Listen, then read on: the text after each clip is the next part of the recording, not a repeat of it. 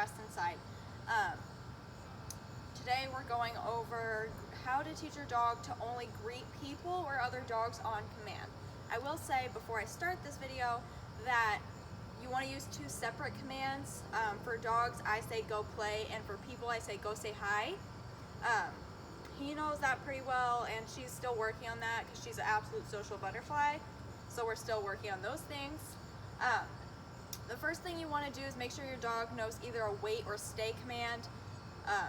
Basically, they're the same thing. You're basically teaching the same thing, but for wait, it just means you need to stand still by my side. For stay, it's usually more of I'm going to walk away from you, but I need you to stay right here. So I use two separate commands for that. You don't have to. Some dogs, like him, he'll respond if I say stay, and he'll just stay in that same spot. So with that in mind, all you're going to do is start telling your dog to sit and lay down. You can use treats for this. That's not going to affect them. It's better to use treats for this. So you're going to tell him sit, lay down, like he's doing right now, and then make sure that person doesn't approach them before you give them the command. So you want to work on this with people you know or kind of know.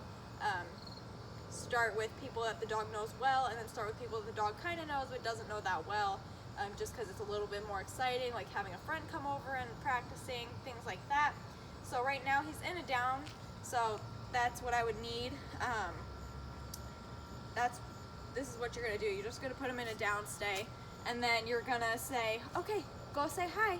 So I don't have anyone to be an example right now. This is basically all you're gonna do though. You also wanna ask for their focus before they approach. So look at me, good boy. And then you would say, go say hi. And you're gonna release them, good boy. He knows what that means, so he released, but he was like, what am I saying hi to? So for people, I use go say hi. For dogs, I say go play, but we don't allow them to approach beforehand. Even if your dog is pulling, all you're gonna do, if your dog pulls really bad and isn't listening to commands, even if you have treats in your hand, you would just say, let's go, come on. Good boy. So you're just gonna walk the other direction from where the dog is pulling. Gage. Good boy. For some dogs like Mazikeen, who are very, very, she loves people so much. She's such a social butterfly, as I stated. When I first got her, she would whine and cry like she was gonna die if she didn't get pet by every single person she met, and like every single person was her long lost best friend. So for dogs like that, you kind of have to slowly integrate this. Also, don't start this with a young puppy that hasn't finished more of that socialization period.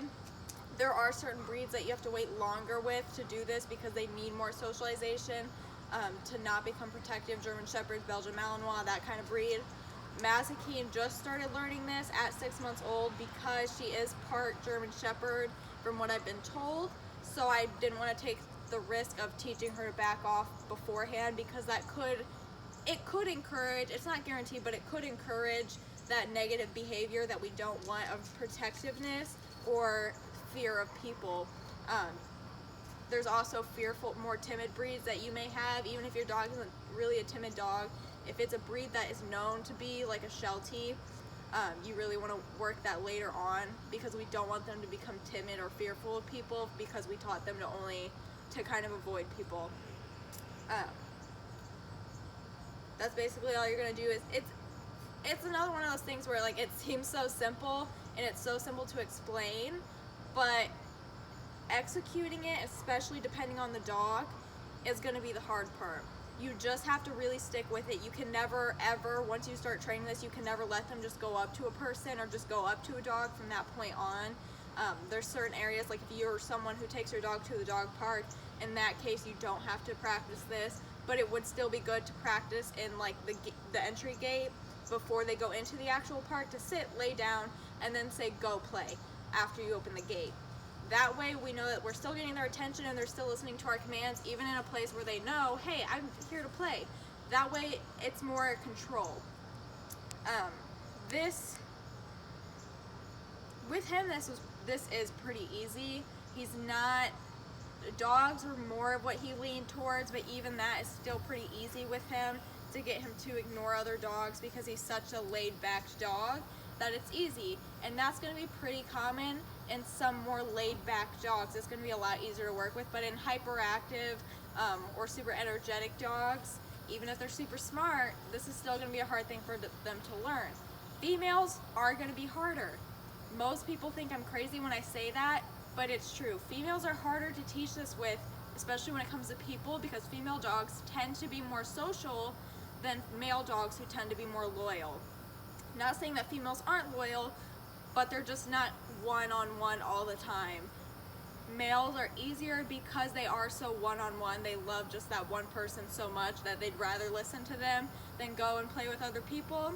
Mazikeen only listens to me, but she still loves to go greet other people.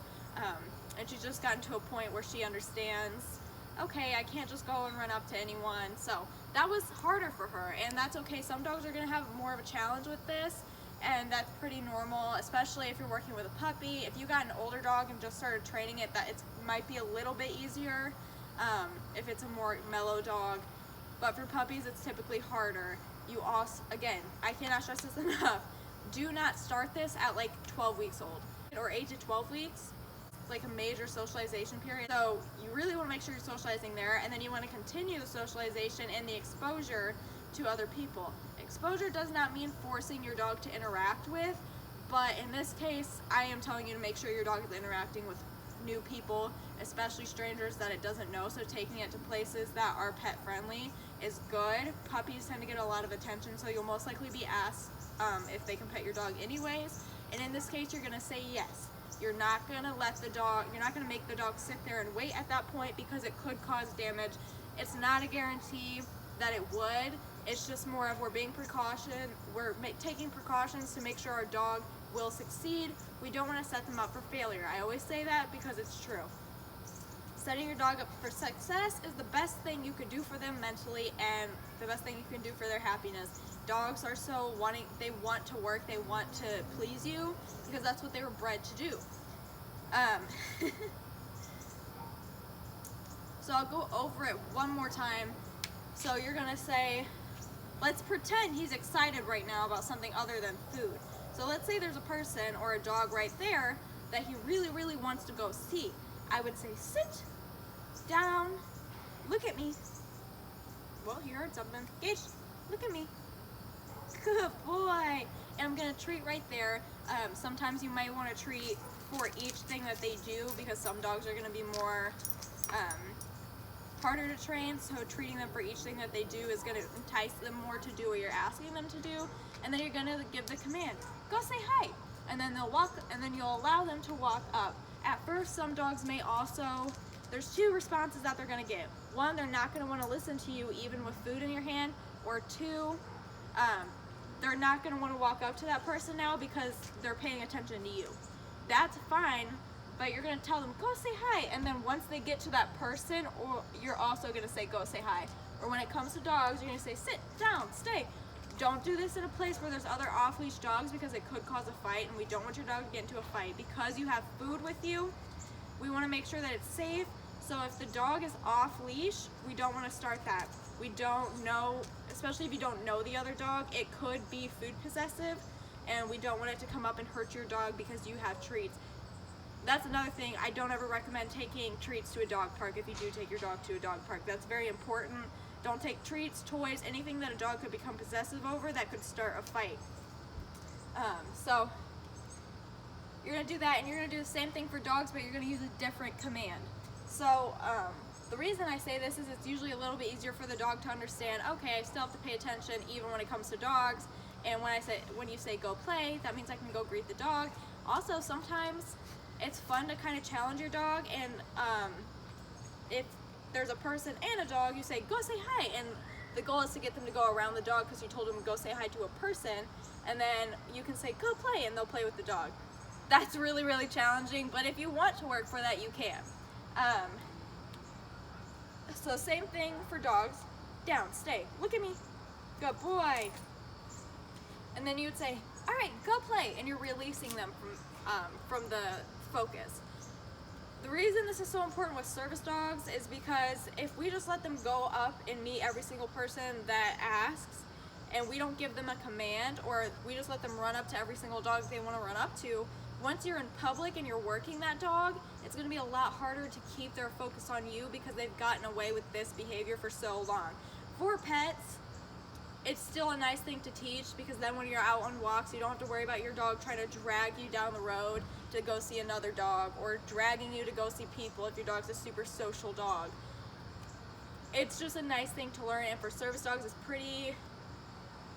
it's one of the basics that you want to teach them, but it's also one that has to be taught later on in life after they've kind of gone past some of that socialization need. Alright, I think I got everything. Basically, it's just sit down, stay focused. You don't have to do the down stay, you can also just do sit and focus. We're asking for that focus because we want them to give us the eye contact before we allow them to greet another dog or person.